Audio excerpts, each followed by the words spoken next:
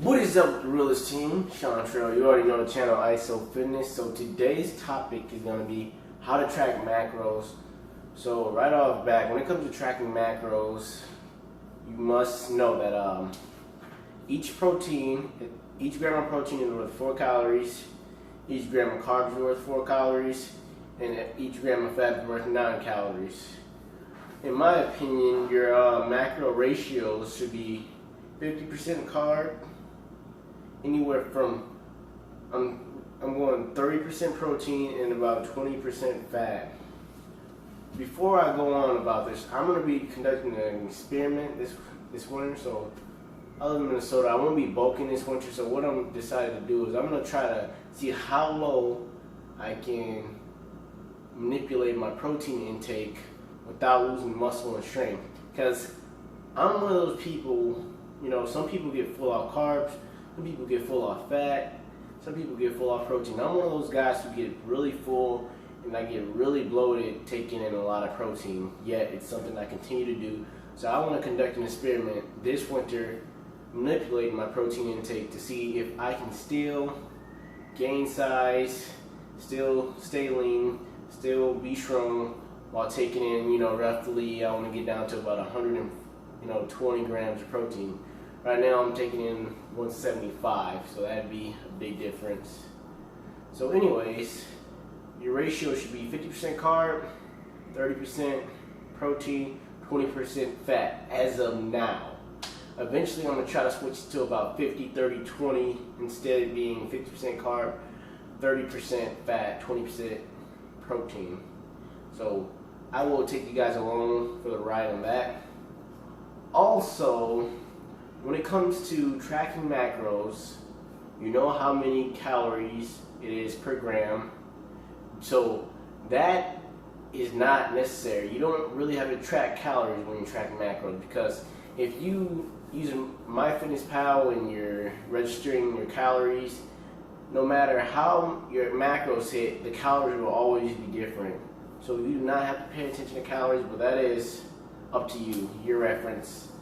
So one thing I like about tracking macros is I know I'm in control of my body weight. I'm in control of how lean I am. I'm in control of my overall weight. There's no guessing. There's no eating the same foods. I can eat whatever I want. So that is why I think people should track macros. Even though you shouldn't be eating bad food, you can manipulate those into your macros. I personally like to eat clean, but it is what it is. Also, I recommend you use MyFitnessPal when you're tracking macros. Reason being, you can just scan the food and literally have its macros, its micros all in your face. You can manipulate the amount of grams. So, for example, if you say, you know, I don't want to follow a serving size for peanut butter. I don't want 32 grams of peanut butter. You know, 32 grams is 16 fat, if I'm correct. I think something like that. So anyways, 32 grams of peanut butter is 16 fat. Time out, let me check that. Okay, sorry about that. So I was correct. So 32 grams of peanut butter, 16 fat. So say you decide, well, I only want, you know, 11.5 grams of fat, because that is what fits into my macros. So if you're not using MyFitnessPal and you're trying to get, you know, 11.5 grams of fat, it will be extremely hard. It won't be extremely hard, but it will take more time using a calculator. What you can do in MyFitnessPal is just play around with the amount of grams you put in. It'll automatically adjust how much fat is in it. So that's awesome. So if you don't know about MyFitnessPal, you should definitely look that up. It's an easy way of tracking macros. It also shows you your micros. A lot of YouTubers really do not pay attention to their micros. I noticed that. And I'm not just talking about, you know, your fiber and crap. When I say micros, I'm talking your sugar, your sodium, and fiber, all the above, you know. I noticed people who do, if it fits your macros, they really take in a lot of sugar, they really take in a lot of sodium. That will really, you know, screw around with your physique. You know, taking in too much sodium and increase your water intake. Taking in too much sugar will increase your fat. Once you get over a certain amount of sugar in your day, I would say it's roughly around 100 grams, that extra sugar turns into fat. So you guys should really pay attention to that. MyFitnessPal really helps with that. Also, one bad thing I want to say about tracking macros. So when I first started tracking macros, I weighed everything. I mean, I weighed everything from like water intake.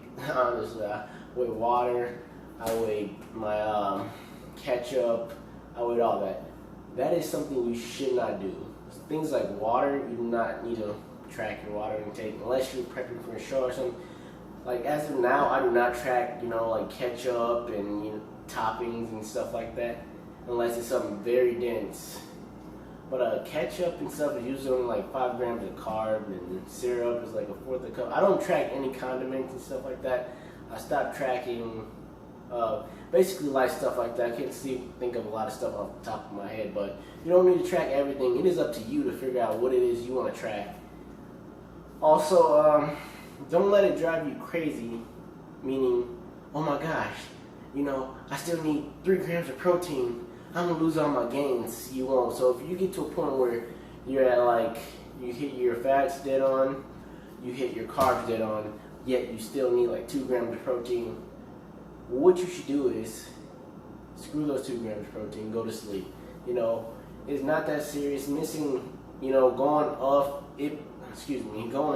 above and below your macros by a little bit won't affect you. I'd say as long as you're getting within a 10-gram range, you're fine. Reason being, everything that you eat, unless you're weighing it by, with the craziest scientific scale, it's not going to be accurate. It's not even going to be that close. It's probably going to be 90% accurate. Reason being, everything in food, some of it's the macros in food is only taken by that one exact, copy. So, for example, if that makes sense, a package of bread, right? A loaf of bread. So they may take the macros for one loaf of bread, but every loaf of bread is going to be cut to exact number. Every piece is going to be the exact size and contain the exact amount of this ingredients. So your macros are never going to be dead on. So do not let that drive you crazy. Do not go crazy about it. Honestly, as long as you're hitting those ranges every day, it's all going to add up. So, like I said, I'm going to do this experiment. I hope you guys subscribe because I think this is going to be really interesting. It's really going to, change the game if, I'm keeping my gains. Who knows? I might get leaner. I might get stronger from taking in less protein. I really want to do this experiment for myself. I hate people who I don't hate people, but I dislike people who strictly go off the internet and, science. Some things you have to try out for yourself. Everybody's body does not react the same way. Everybody does not, you get where I'm going with that. Everybody's body does not react to the same exact things, for protein, creatine, all that. You get where I'm going with that. So, that being said, guys, that is a quick tip on how to, track macros. I know it wasn't that much into detail, but it's pretty simple using MyFitnessPal. So if you guys like the video, please like it. If you dislike it, like it anyways. Comment, like, share, subscribe. Have a blessed day. Stay real, guys.